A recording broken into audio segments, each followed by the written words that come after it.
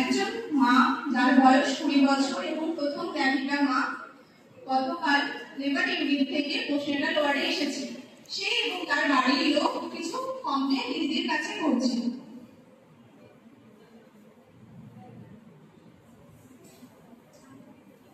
দাঁড়া দিদিকে গিয়ে একবার ঘুরে আসি। দিদি, আমাদের বাড়ির বাচ্চাটা একদম দুধ খাচ্ছে না, দুধ পাচ্ছে না। ওর মায়ের দুধটা কেমন ভারী হয়ে গেছে, একদমই দুধ বেরাচ্ছে না। হয়েছে, একদমই বাচ্চাটা দুধ মুখে ধরতে পারছে না।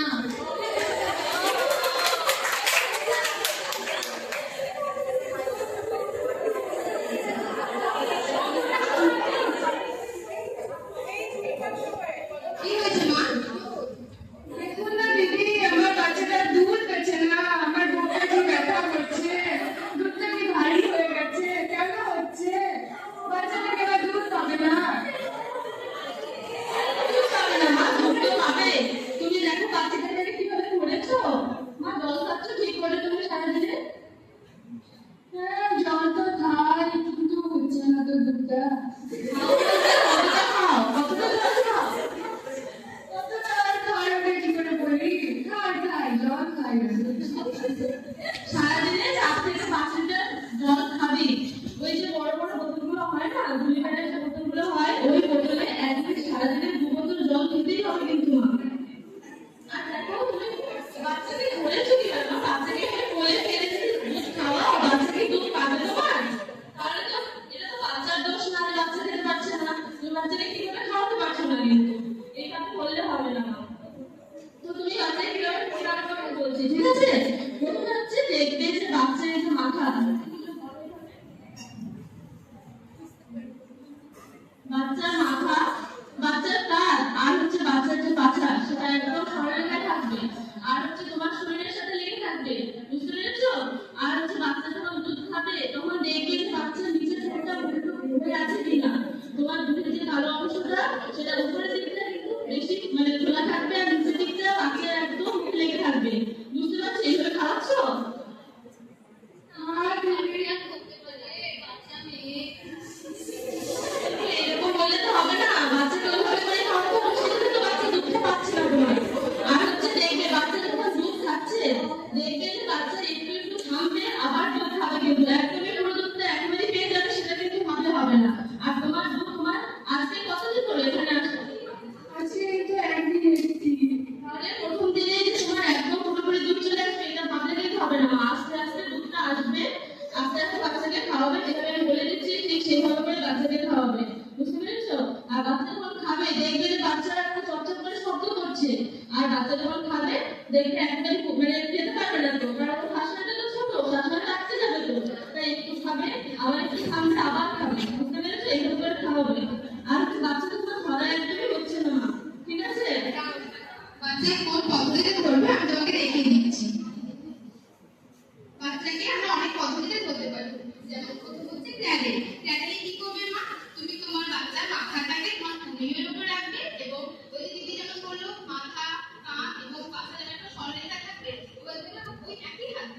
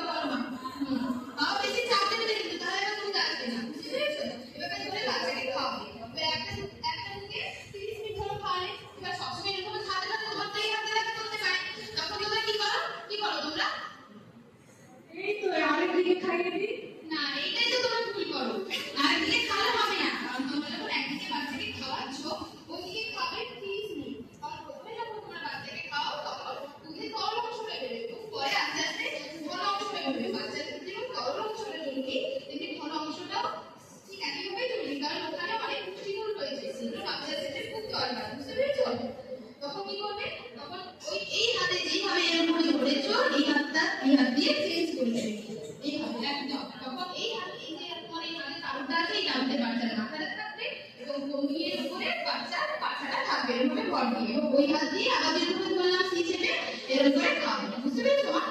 এবার এই দুটো পদ্ধতি হলো। এভাবে যখন তুমি আরামদায়ক পজিশনে বসে বাচ্চাকে খাওয়াতে পারো। সবসময় তো বসে খাবে তা তো না, রাত্রেবেলা যখন খাবে তখন কি করবে, বাচ্চাকে শুয়েও তুমি খাওয়াতে পারো। তুমি একদিকে ধরো ঘুরে গেলে শুয়ে যখন ঘুরে গেলে বাচ্চাকে এই সাইডে শুয়েছো, তখন কি করবে, বাচ্চাকে একদম শুয়ে খাওয়াবে না, তখন এই যেমন দেখালাম কোমরের উপর রেখে বাচ্চাকে খাওয়াচ্ছ, ঠিক একইভাবে একদমই তাই বাচ্চাকে মাথাটা তোমার কোমরের উপর দিয়ে খাবে। কারণ বাচ্চার মাথাটা উঁচু রাখতে হবে, কারণ বাচ্চার শাশুড়ি তো ছোট, দুধ দিয়ে সেটা অবরোধ করতে পারে, বুঝতে পেরেছো? বাচ্চার শাশুড়ি ডাক্তার বাচ্চার অনেক কিছু হতে পারে, অনেক খারাপ কিছু হতে পারে, আমরা চাই না। তাহলে বাচ্চা এভাবে খাওয়াতে পারে। এছাড়া কি করতে পারো, লেগ ব্যাক পদ্ধতি মানে কি, তোমার সাইডে তুমি অনেক সময় খাওয়ানো সম্ভব হয় না, বা অন্য কোনো যদি অসুবিধা হয়, যদি কোমরে তোমার কোনো ব্যথা থাকে বা পরে যদি কোনো অসুবিধা হয়, তাহলে তুমি লম্বা হয়ে শুয়ে বাচ্চাকে তোমার বুকের উপরে রেখেও খাওয়াতে পারো। তখন লম্বা লম্বা বাচ্চা কিন্তু পেটে এরকমভাবে রেখে কিন্তু কখনো খাবে না, বাচ্চাকে এই সাইডে যখন ঘুরিয়ে খাবে, বুঝতে পেরেছো? আর এইভাবে রেখে বাচ্চাকে খাওয়াবে। এছাড়াও ফুটবল আরেকটা পদ্ধতি আছে, সেটা হচ্ছে ফুটবল পদ্ধতি।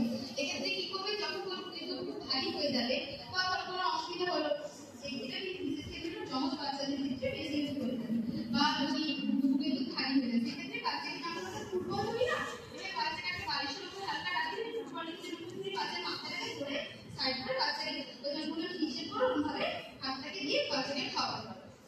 আর সব থেকে গুরুত্বপূর্ণ কি বলতো, বাচ্চাকে খাওয়ানোর পর ঠিকও চলাতে হবে।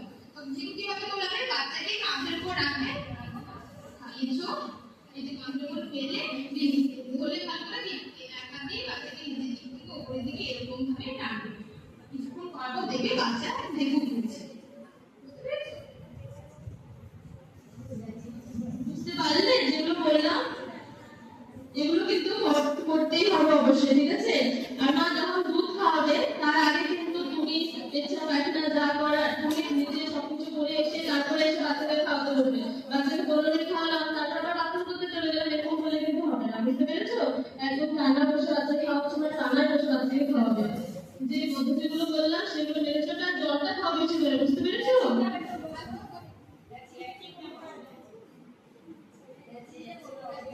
কি করে বুঝবো দিদিমণি বাচ্চাটা ঠিকমতো দুধ খাচ্ছে? এই দেখো বাচ্চা ঠিকমতো দুধ খাচ্ছে কিনা কি করে বুঝবে? তাহলে তিনটে জিনিস দেখতে হবে। একটা হচ্ছে ঘুম বাচ্চা যদি ঠিকমতো ঘুমায়, মানে যখন একবার খাচ্ছে আবার পরবর্তী খাওয়ার মাঝে যদি ঠিকমতো ঘুমায়, বা পেচ্ছা পায়খানা বাচ্চা যদি দিনে 6 থেকে 8 বার পেচ্ছা পায়খানা করে, তাহলে বুঝবে বাচ্চা ঠিক করে খাচ্ছে এবং বাচ্চার ওজন বৃদ্ধি হবে। ঠিকমতো ধরো বাচ্চা কিভাবে ধরে রাখবে। আর এছাড়া 18 থেকে 30 গ্রাম করে বাচ্চার ওজন বাড়বে। আর তুমি কি করবে, যদি বাচ্চা ঠিকমতো খাচ্ছে না, তোমার বুকের দুধ তো বলছিলে ভারী লাগছে, যদি বাচ্চা খায় তাহলে কিন্তু তোমার বুকের দুধ হালকা হয়ে যাবে, বুঝেছো? ঠিক আছে।